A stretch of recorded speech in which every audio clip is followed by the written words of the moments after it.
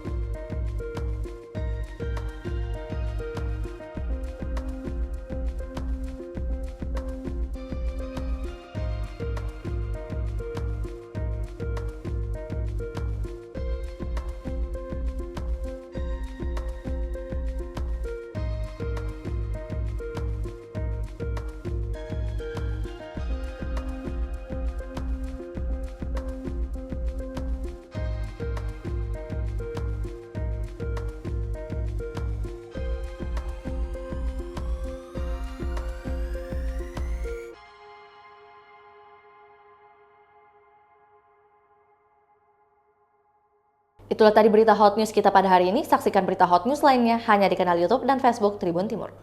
Terima kasih sudah nonton. Jangan lupa like, subscribe, dan share ya.